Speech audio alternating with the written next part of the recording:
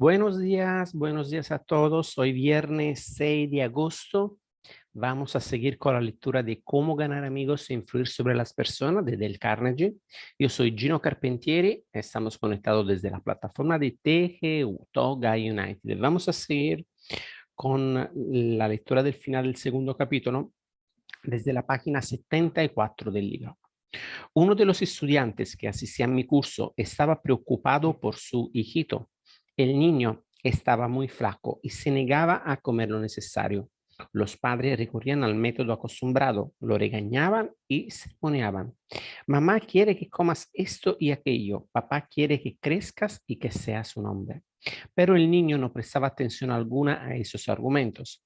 Cualquier con una pizca de sentido común no puede esperar que un niño de 3 años reaccione según el punto de vista de un padre que tiene 30. Pero, pero era eso precisamente lo que esperaba el padre. Resultaba absurdo. Por fin lo comprendió y se dijo, ¿qué quiere ese niño? ¿Cómo puedo vincular lo que yo quiero con lo que él quiere? Era fácil una vez que se puso a pensar. Su hijito tenía un triciclo en el que le gustaba pedalear por la acera frente a su casa. Unas casas más lejos vivía un matón, un niño algo mayor que le quitaba el triciclo al pequeño y se montaba en él. Naturalmente, el niño corría a su madre, que tenía que salir a hacer bajar el matón del triciclo y devolvérselo a su hijito. Esto ocurría casi todos los días. ¿Qué quería pues el niño? No se necesitaba ser Sherlock Holmes para saberlo. Su orgullo, su ira, su deseo de sentirse importante, las emociones más fuertes en su composición mental le instaban a la venganza, a dar un buen puñetazo en la nariz del matón.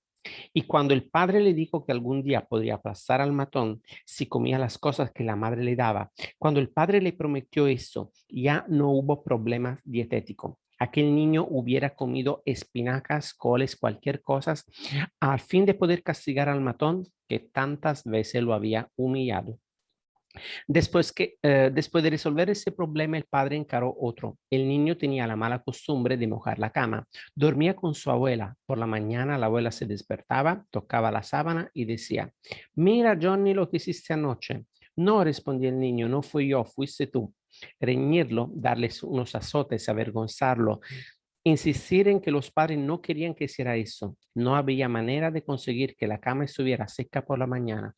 Entonces se preguntaron los padres, ¿cómo podríamos hacer que ese niño quiera dejar de mojar la cama?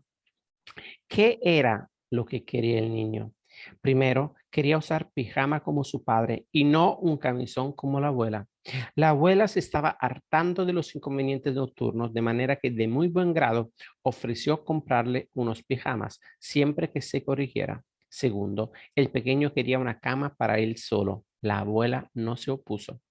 La madre lo llevó a un almacén de Brooklyn, guiñó un ojo a la vendedora y dijo, aquí hay un caballerito que desea hacer unas compras. La vendedora hizo que el niño se sintiera importante. Dígame, ¿qué desearía ver?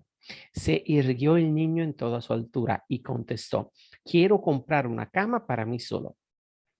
Cuando le mostraron la cama que la madre quería que comprara, la vendedora lo supo por un guiño de la madre y persuadió al niño de que esa era la cama que debía comprar. Al día siguiente fue entregada la cama y por la noche, cuando el padre volvió a casa, su hijito corrió a la puerta gritando, papá, papá, ven arriba a ver mi cama, la que yo compré. El padre, ante la cama, obedeció la recomendación de Charles Schwab. Fue caluroso en su aprobación y generoso en el elogio. No vas a mojar esa cama, ¿verdad? Preguntó. Ah, no, no, no, no voy a mojar esta cama. El niño cumplió su promesa porque su orgullo estaba en juego. Era su cama. Él y solo él la había comprado y ahora llevaba pijama como un hombrecito. Quería portarse como un hombre y así fue. Otro padre, Dutchman, ingeniero de teléfonos, no podía conseguir que su hijita de 3 años de edad comiera lo debido en el desayuno. Las regañinas, ruegos y promesas de costumbre no habían conseguido nada. Los padres se preguntaron entonces, ¿cómo podemos hacer para que esta niña quiera comer? A la niña le encantaba imitar a su madre, sentirse mayor. Una mañana la sentaron en una silla y la dejaron que preparara su desayuno. En el momento psicológico, el padre entró en la cocina donde la niña preparaba su comida y la pequeña le dijo, mira papá, estoy haciendo el cereal esta mañana. Comió 2 raciones de cereal esa mañana sin que nadie se lo pidiera porque estaba interesada personalmente. Había satisfecho su sentido de la importancia, había hallado en la preparación del desayuno un camino para expresar el suyo.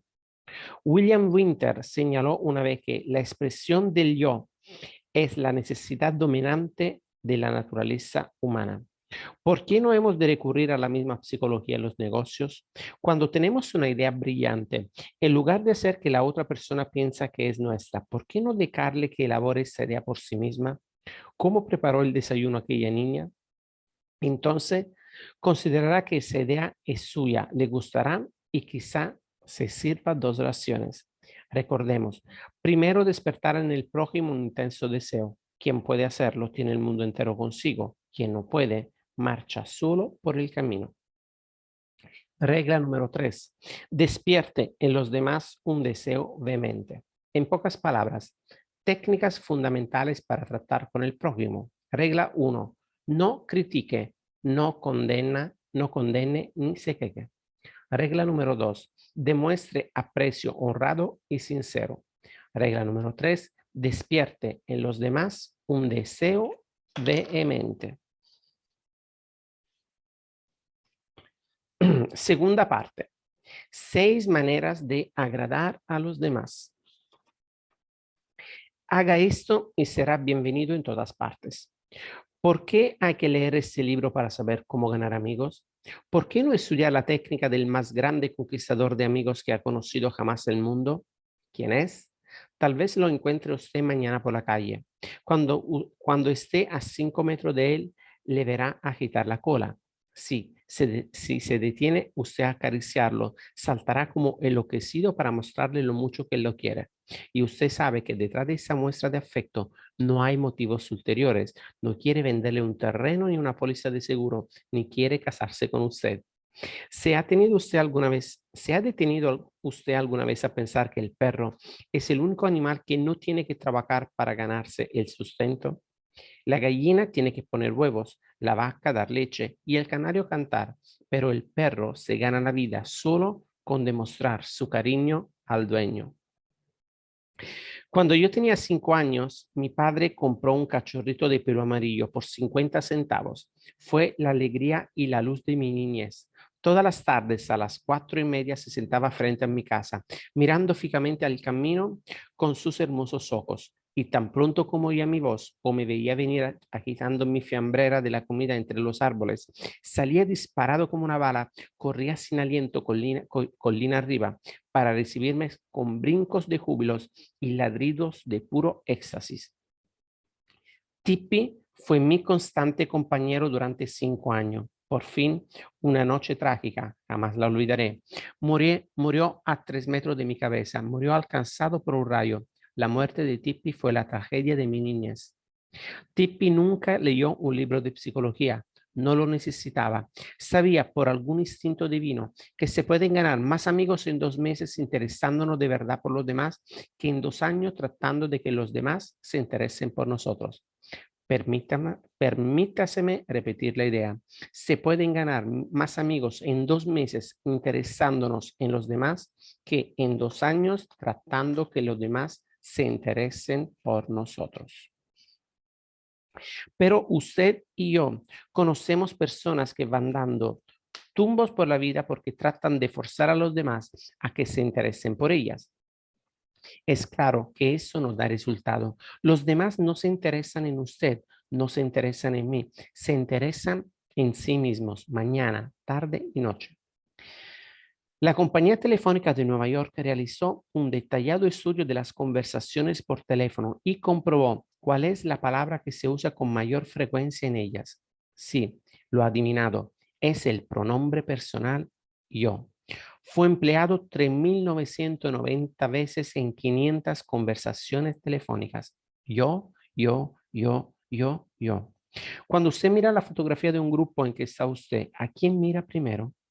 Si nos limitamos a tratar de impresionar a la gente y hacer que se interese por nosotros, no tendremos jamás amigos verdaderos, sinceros. Los amigos de verdad, no se logran de esta manera. Sino Napoleón lo intentó y en su último encuentro con Josefina dijo, Josefina, he tenido tanta fortuna como nadie lo ha sido en este mundo y sin embargo, en esta hora, tú eres la única persona de la tierra en quien puede confiar y los historiadores dudan que pudiera confiar aún en ella. Alfred Adler, el famoso psicólogo vienés, escribió un libro titulado ¿Qué debe significar la vida para usted? En este libro dice así, el individuo que no se interesa por sus semejantes es quien tiene las mayores dificultades en la vida y causa las mayores heridas a los demás. De esos individuos surgen todos los fracasos humanos.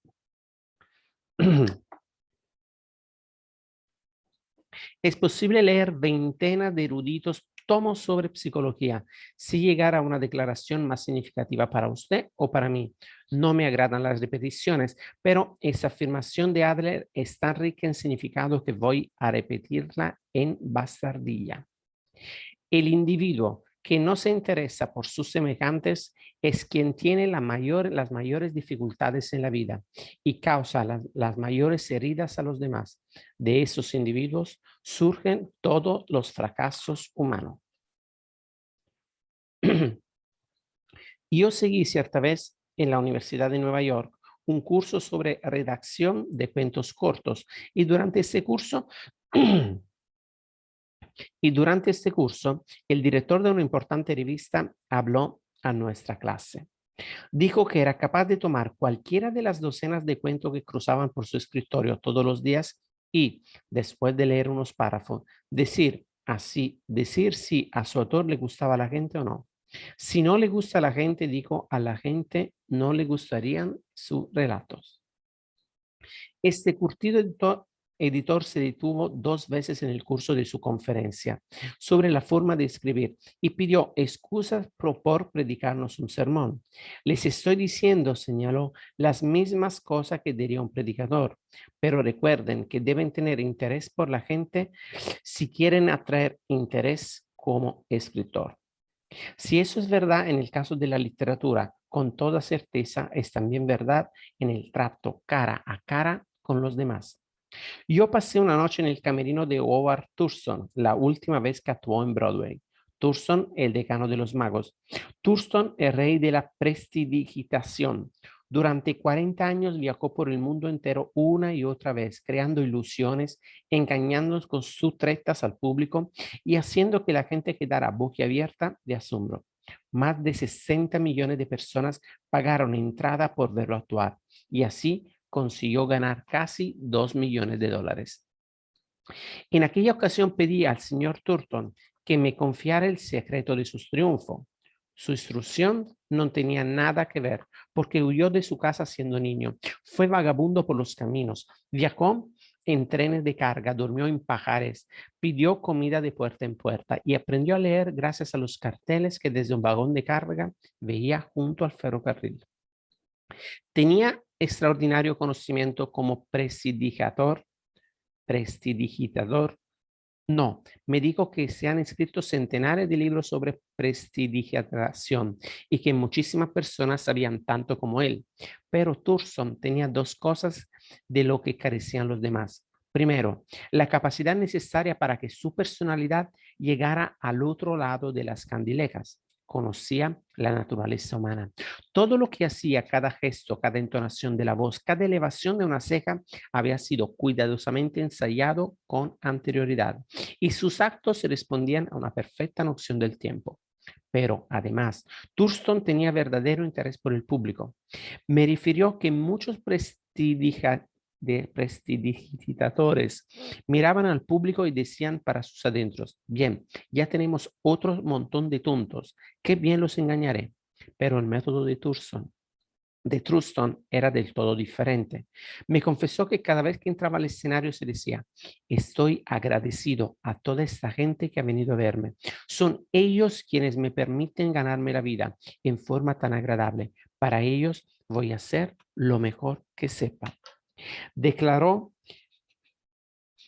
declaró que jamás se acercaba a las candilecas sin decirse primero una y otra vez, adoro a mi público, adoro a mi público.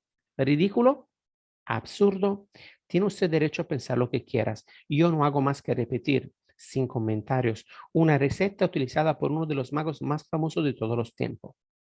George Dyke, de North Warren, Pensilvania, se vio obligado a retirarse de su estación de servicio después de trabajar ahí durante 30 años, cuando se construyó una nueva autopista sobre el lugar que ocupaba su establecimiento. Al poco tiempo, los días ociosos de un jubilado empezaron a aburrirle, por lo que trató de ocupar el tiempo tocando su viejo violín. Pronto empezó a viajar por toda la región, asistiendo a conciertos y visitando a consumados violinistas. Con su estilo humilde y amistoso, se interesó por conocer el pasado y las ideas de todos los músicos que conocía. Aunque él mismo no era un gran violinista, hizo muchos amigos en el mundo de la música. Asistió a toda clase de acontecimientos musicales y los aficionados a la música country de todo el este de Estados Unidos llegaron a conocerlo como el tío George, el rascaviolines del condado Kinsua. Cuando conocimos al tío George tenía 72 años y disfrutaba de cada minuto de su vida. Gracias a su interés en otras personas, logró crearse una nueva vida en un momento en que la mayoría de la gente considera terminados sus años productivos. Ese mismo era uno de los secretos de la asombrosa popularidad de Theodore Roosevelt.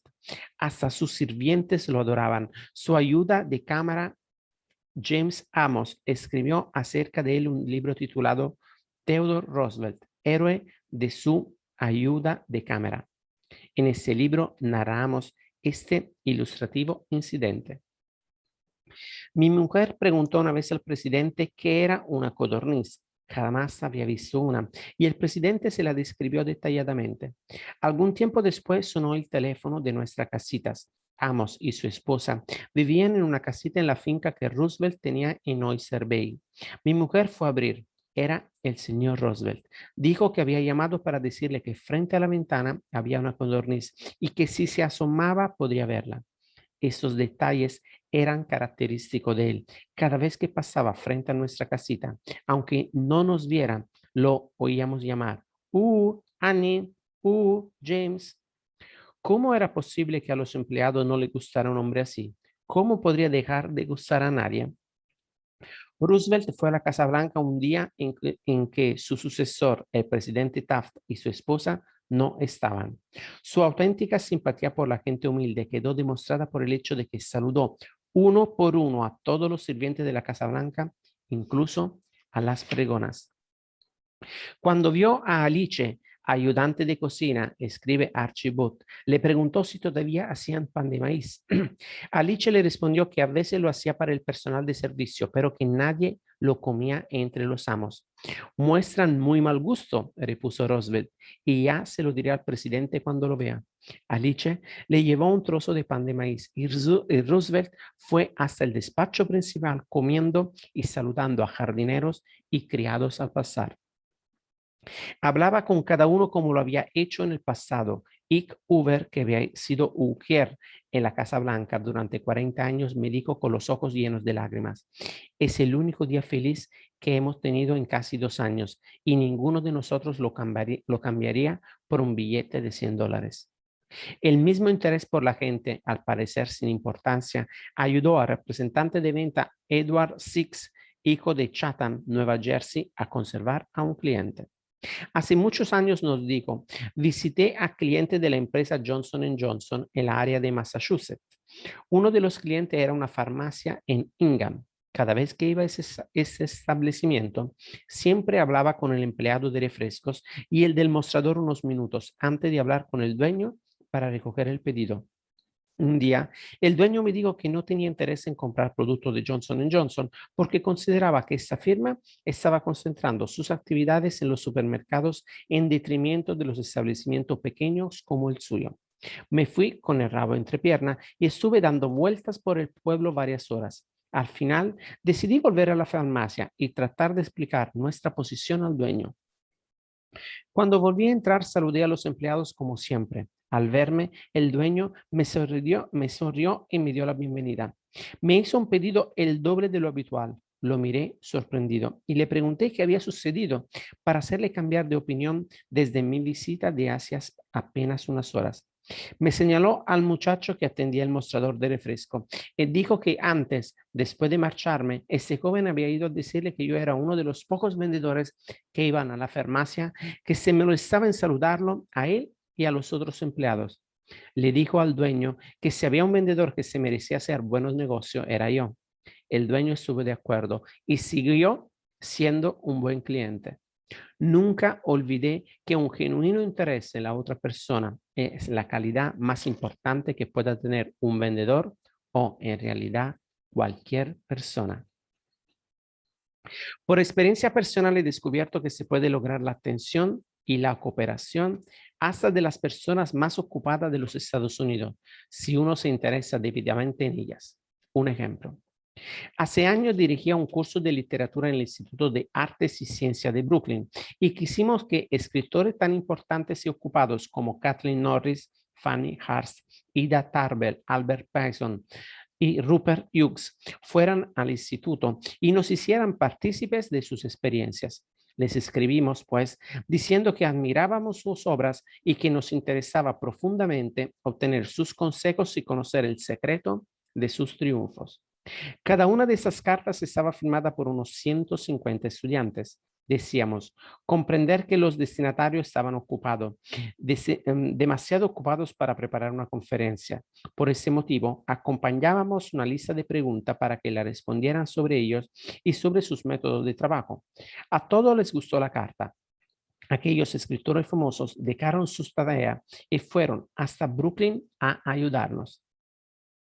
Con el mismo método persuadí a Leslie Shaw, ministro del Tesoro en el gabinete de Theodore Roosevelt, a George Wickerman, ministro de Justicia en el gabinete de Taft, a William Jennings Bryan, a Franklin Roosevelt y a muchos otros hombres prominentes para que acudieran a hablar antes los estudiantes de uno de mis cursos de oratoria. A todos nosotros, seamos obreros en una fábrica, empleados en una oficina o incluso personas prominentes, nos gusta la gente que nos admira. Recordemos al Kaiser Guillermo II, por ejemplo. Al terminar la Primera Guerra Mundial, era quizás el hombre más universal y brutalmente despreciado de la tierra. Hasta su misma nación se volvió contra él cuando huyó a Holanda para salvar la cabeza. Era tan intenso el odio contra él que millones de personas habrían querido despedazarlo o quemarlo en la hoguera. En medio de esta furia general, un niño escribió al Kaiser una carta sencilla y sincera que mostraba gran bondad y admiración. Ese niño decía que cualquiera que fuese la idea de los demás, él siempre amaría a su emperador Guillermo. El Kaiser se sintió conmovido e invitó al niño que fuera a visitarlo. Así lo hizo el pequeño, acompañado de su madre, y el Kaiser se casó con ella. Aquel niño no necesitaba leer un libro sobre ganar amigos. Instintivamente sabía cómo hacerlo. Si queremos conseguir amigos, dediquémonos a hacer cosas para los demás, cosas que requieran tiempo, energía y altruismo. Cuando el duque Windsor era príncipe de Gales, tuvo que hacer una gira por América del Sur y antes de emprenderla pasó varios meses estudiando español para poder hablar en el idioma de los países que visitaba y los habitantes de América del Sur lo tuvieron en gran estima por eso. Durante años me he preocupado por conocer los cumpleaños de mis amigos. ¿Cómo? Aunque no tengo el menor asomo de fe en la astrología, empiezo por preguntar a un amigo si cree que la fecha de nacimiento tiene algo que ver con el carácter y la disposición de cada uno. Luego le pido que me diga el día y el mes de su nacimiento. Si me dice 24 de noviembre, por ejemplo, no hago más que repetir para mis adentros 24 de noviembre, 24 de noviembre. En cuanto mi amigo vuelva a la espalda, escribo su nombre y su cumpleaños y después en casa paso el dato a un libro especial.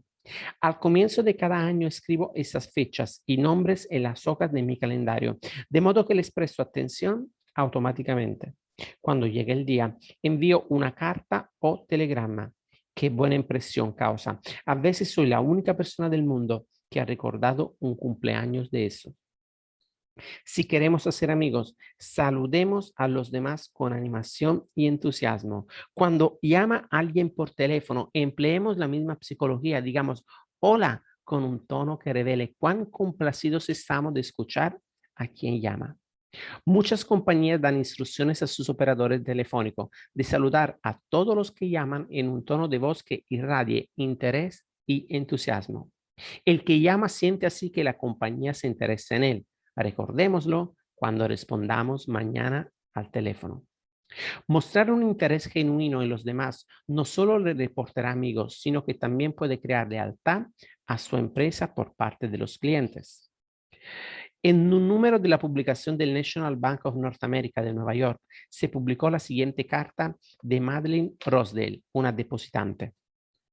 Quiero que sepan cuánto aprecio a su personal. Todos son tan corteses, tan amables y serviciales. Es un placer que después de hacer una larga cola, el cajero la salude a una con una sonrisa.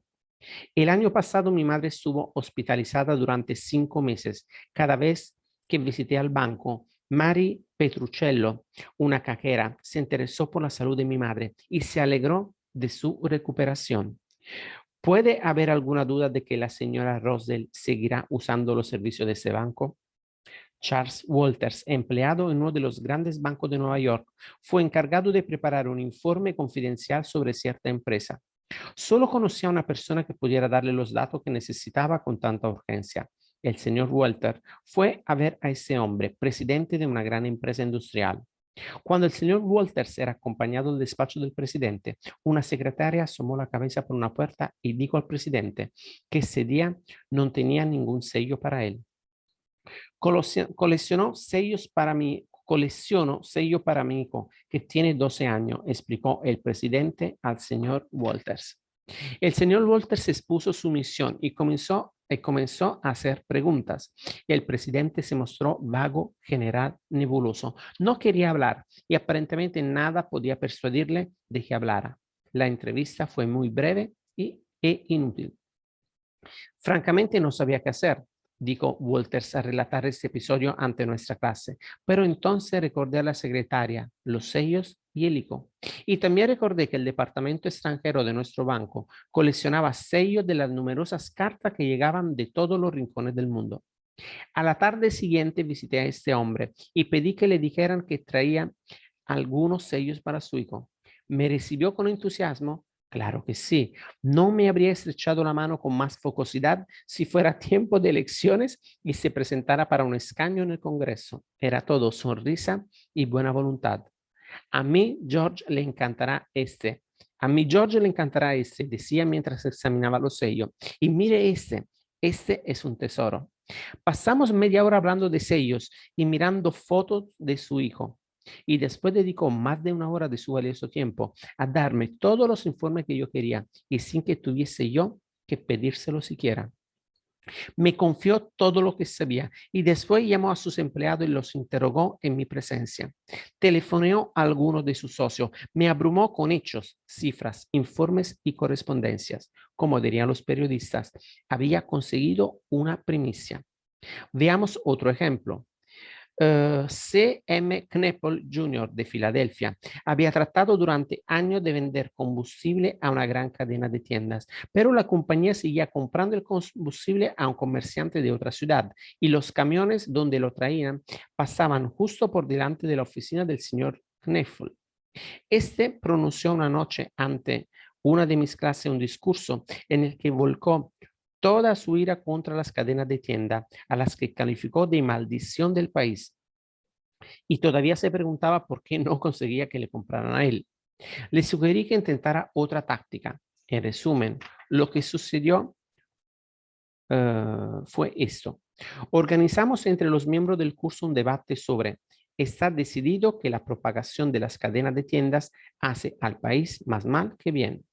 Por indicación mía, Kniffel asumió el bando negativo, convino en defender a las cadenas de tienda y fue derecho a ver a un director de la misma organización que él despreciaba. No he venido, le dijo, a tratar de venderle combustible. He venido a pedirle un favor. Le informó luego sobre el debate y agregó: he venido a pedirle ayuda porque no conozco otra persona que sea tan capaz de hacerme conocer los datos que necesito. Deseo ganar ese debate y le agradeceré sobremanera que me ayude. Oigamos el resto del episodio en las propias palabras del señor Kniffel. Había pedido a este hombre exactamente un minuto de tiempo. Con esa condición, consintió en verme. Después de exponer yo mi situación, me invitó a sentarme y me habló durante 1 hora y 47 minutos. Llamó a otro director que había escrito un libro sobre el tema. Escribió a la Asociación Nacional de Cadenas de Tienda y me consiguió un ejemplar de un folleto. Este hombre entiende que las cadenas de tiendas prestan un verdadero servicio a la comunidad. Está orgulloso de lo que hace en centenares de comunidades. Le brillaban los ojos al hablar y he de confesar que me abrió los ojos sobre cosas que yo jamás había soñado. Cambió toda mi actitud mental. Cuando me marchaba, fue conmigo hasta la puerta, me puso un brazo alrededor de los hombros, me deseó suerte en el debate y me pidió que fuera a verlo otra vez para saber cómo me había ido. Las últimas palabras que me dirigió fueron: haga el favor de venir a verme dentro de unos días. Me gustaría hacerle un pedido de combustible. Para mí, aquello era casi un milagro. Ofrecía comprarme el combustible, ofrecía comprarme el combustible sin haberlo mencionado yo siquiera. Conseguí más en 2 horas interesándome sinceramente en él y en sus problemas que en muchos años de bregar porque se interesara en mí y en mi producto. ¿No ha descubierto usted, señor Kneffel, una verdad nueva? Porque hace mucho tiempo, 100 años antes de que naciera Jesucristo, un famoso poeta romano, Publio Ciro, señaló: nos interesan los demás cuando se interesan por nosotros. El interés, lo mismo que todos los demás en las relaciones humanas, debe ser sincero. Debe dar dividendos no solo a la persona que muestra el interés, sino también a la que recibe la atención. Es una calle de dos direcciones. Las dos partes se benefician. Martin Ginsberg, que siguió nuestro curso en Long Island, Nueva York, nos contó cómo el interés especial que una enfermera se había tomado en él había afectado profundamente su vida. Era el Día de Acción de Gracias y yo tenía 10 años. Estaba en una sala de beneficencia de un hospital y al día siguiente se me haría una importante operación de ortopedia. Sabía que lo único que me esperaba eran meses de confinamiento, convalescencia y dolor. Mi padre había muerto. Mi madre y yo vivíamos solos en un pequeño piso y dependíamos de la asistencia social. Mi madre no podía visitarme ese día porque no era día de visitas en el hospital. A medida que transcurría el día, me abrumaba cada vez más el sentimiento de soledad, desesperación y miedo. Sabía que mi madre estaba sola en casa preocupándose por mí, sin compañía alguna, sin nadie con quien cenar y sin el dinero siquiera para permitirse una cena de Día de Acción de Gracias. Los ojos se me llenaron de lágrimas y terminé metiendo la cabeza bajo la almohada y tapándomela con la manta. Lloré en silencio, pero con tanta amargura que me dolía el cuerpo entero. Una joven estudiante de enfermería oyó mis sollozos y vino hacia mi cama. Me apartó la manta de la cara y comenzó a secarme las lágrimas. Me contó lo sola que estaba, pues debía trabajar todo el día y no podía pasarlo con su familia. Me preguntó si quería cenar con ellas. Trajo 2 bandejas de comida: pavo, puré de patatas, salsa de arándanos y helado de postre. Me habló y trató de calmar mis temores. Aun cuando su hora de salida era a las 4 de la tarde, se quedó conmigo hasta casi las 11 de la noche. Jugó a varios juegos conmigo y no se marchó hasta que me quedé dormido. Desde entonces han pasado muchos días de acción de gracias, pero nunca pasó uno sin recordar aquel y mis sentimientos de frustración, miedo, soledad y la calidez y ternura de la desconocida que me lo hizo soportable. Si usted quiere agradar a los demás, si quiere tener amigos de verdad, si quieres ayudar a los otros al mismo tiempo que se ayuda a sí mismo, no olvide esto. Regla 1. Interésese sinceramente por los demás. Muy bien, amigos. Gracias por haberme acompañado el día de hoy. Vamos a seguir el lunes con la segunda parte, una manera sencilla de causar una buena primera impresión. Así que le deseo un fin de semana impresionante, un fin de semana para relajarse y para afilar la sierra, para empezar la siguiente semana con aún más fuerza e ilusión. Un abrazo para todos y nos vemos el próximo lunes. Chao, chao.